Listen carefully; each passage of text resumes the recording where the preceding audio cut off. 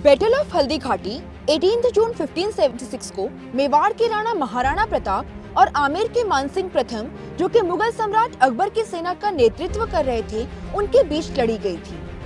Although इस battle में मेवाड़ की सेना जीत नहीं पाई, महाराणा प्रताप भाग निकले और मुगल साम्राज्य के खिलाफ अपने बहादुर प्रतिरोध को जारी रखा। दोस्तों, आइए बैटल ऑफ हल्दी घाटी के बैकग्राउंड को जानते हैं। दरअसल मुगल सिंहासन पर बैठने के बाद अकबर ने राजपूताना रीजन को अपने कंट्रोल में करने के लिए डुअल पॉलिसी यानी डिप्लोमेसी और ब्रूट फोर्स के कॉम्बिनेशन का उपयोग किया। इसके चलते मेवाड़ को छोड़कर राजपूताना के कई किंगडम्स ने मुगल ओवरलॉर्डशिप को एक्सेप्ट कर लिया था। राजपूत राज्यों के सबसे मजबूत राजाओं में से एक मेवाड़ के राणा मुगलों के साथ युद्ध लड़ रहे थे, जिसके अंत में 1568 में सीज ऑफ चित्तौड़गढ़ के तहत चित्तौड़गढ़ के किले को मुगल्स ने कैप्चर कर लिया था। राजपूत द्वारा वीरतापूर्वक रेजिस्ट करने के बावजूद सीज के साथ साथ मुगल्स को ईस्टर्न मेवाड़ की फर्टाइल बेल्ट भी हासिल हो गई थी। हालांकि अरावली रेंज में बाकी जंगली और पहाड़ी राज्य अभी भी महाराणा प्रताप के नियंत्रण में थे। दोस्तों, बैटल ऑफ हल्दी घाटी क्यों और कैसे लड़ी गई, इससे पहले चलिए मेवाड़ के राणा महाराणा प्रताप के बारे में आपको कुछ बताते हैं। Maharana Pratap, a great king. Rana Pratap Singh का जन्म 9 मई 1540 को राजस्थान के कुंभलगढ़ में सिसोदिया डायनेस्टी में हुआ था। वो मेवाड़ के 13th राजा और उदय सिंह सेकंड के सबसे बड़े पुत्र थे। जब महाराणा प्रताप ने मेवाड़ के सिंहासन पर विराजमान होकर अपने पिता को सक्सीड किया, तो एम्परर अकबर ने कई डिप्लोमेटिक मिशंस भेजकर महाराणा प्रताप को मुगल्स का जागीरदार बनाने के लिए कन्विंस करने की कोशिश की।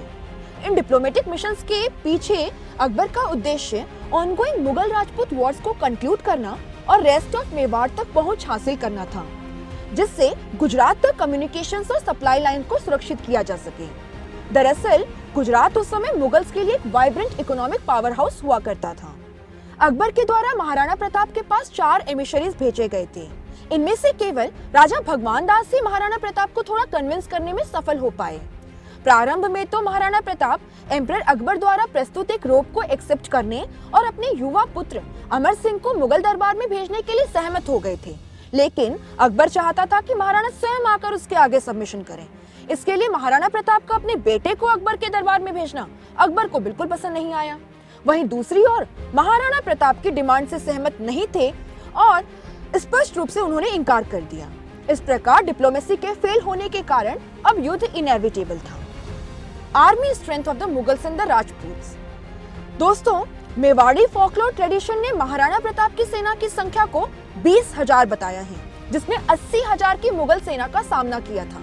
लेकिन मॉडर्न हिस्टोरियंस के अनुसार मुगल सेना 5,000 से 10,000 की तादाद में मौजूद थी। वहीं मेवाड़ी फोर्सेस में भील ट्राइब्स के 400 आर्चर्स और 3,000 हॉर्समैन शामिल थे। दोनों पक्षों के पास एलिफेंट्स तो थे, लेकिन राजपूत्स के पास फायर आर्म्स नहीं थे।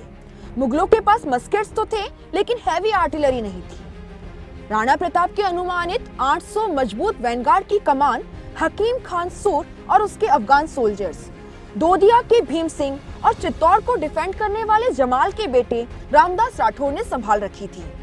वहीं राइट विंग का नेतृत्व ग्वालियर के तत्कालीन राजा रामशाह तंवर, उनके 3 बेटे मंत्री बहामा शाह और उसके भाई ताराचंद ने किया हुआ था।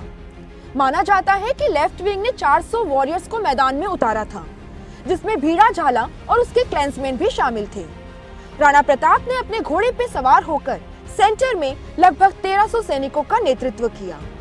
बरहा के सैयद हशीम के नेतृत्व में मुगलों ने 85 लाइट कैवलरी सोल्जर्स की एक टुकड़ी को फ्रंट लाइन में रखा था।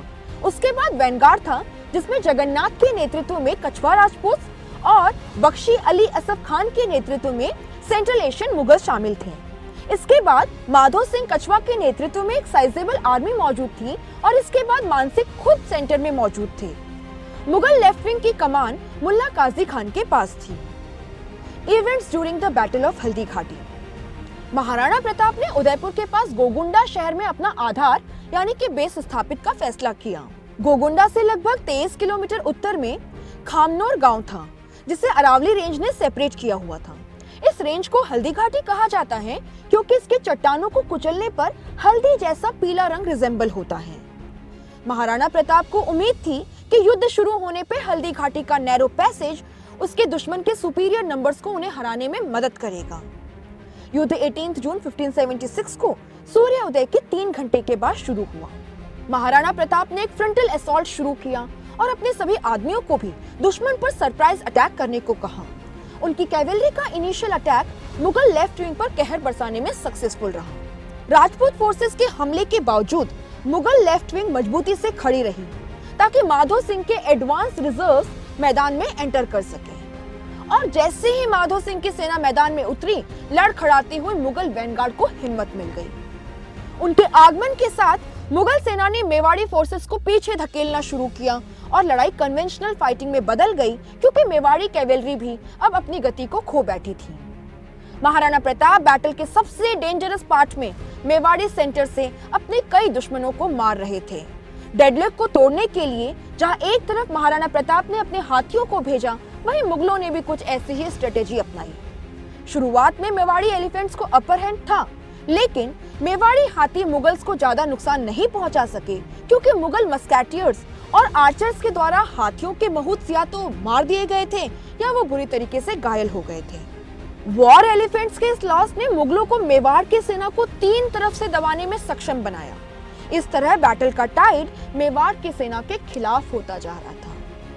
राणा के कई कमांडर्स भी बैटल में मारे जा चुके थे, जिसके कारण मेवाड़ की सेना को एक और झटका लगा। महाराणा प्रताप को जल्द ही मुगल सेनाओं के द्वारा घेर लिया गया।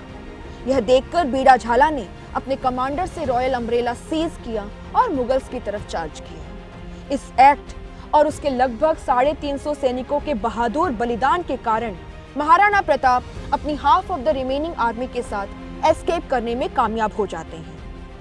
पहाड़ियों के नैरो पैसेज का मतलब था कि मुगल सेना शेष मेवाड़ी फोर्सेस का पीछा अब नहीं कर सकती थी।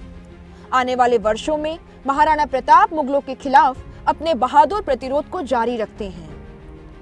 जादूनाथ सरकार और उनके जैसे कई इतिहासकार और साथ ही सम्राट अकबर के जो कोर्ट क्रॉनिकलर थे अबुल फजल, उनका मानना है कि मेवाड़ी सेना की कैजुअलिटीज में टोटल स्ट्रेंथ का 46% या लगभग 1600 आदमी शामिल थे। वहीं 150 मुगल्स मारे गए थे और अन्य 350 सैनिक घायल हो गए थे। The aftermath of the battle of Haldi Ghati. Maharana Pratap के सक्सेसफुल एस्केप में सक्षम होने के कारण लड़ाई दोनों पावर्स के बीच डेडलॉक को तोड़ने में विफल रही। इसके बाद अकबर ने राणा के खिलाफ एक सस्टेन्ड कैंपेन को जारी रखा और जल्द ही गोगुंडा, उदयपुर, कुंभलगढ़ सभी उसके नियंत्रण में थे। 1579 के बाद मुगल्स का ध्यान एम्पायर के अन्य हिस्सों की तरफ शिफ्ट हो गया, जिससे राणा प्रताप अपने राज्य के वेस्टर्न पार्ट्स के खोए हुए अधिकांश क्षेत्रों को रिकवर करने में कामयाब हो जाते हैं। लेकिन चित्तौड़ और शेष ईस्टर्न मेवाड़ मुगल नियंत्रण में ही बना रहा। तो दोस्तों, ये थी कहानी बैटल ऑफ हल्दी घाटी की। अगर आप इतिहास के लड़ाइयों को इसी इंटरेस्टिंग मैनर में पढ़ना चाहते हैं तो हमारे चैनल को सब्सक्राइब करके बेल आइकन प्रेस कर दीजिए। एंड हाँ, हमको सपोर्ट करने के लिए ज्यादा से ज्यादा इस वीडियो को शेयर कीजिए and do not forget to like the video. Thank you so much.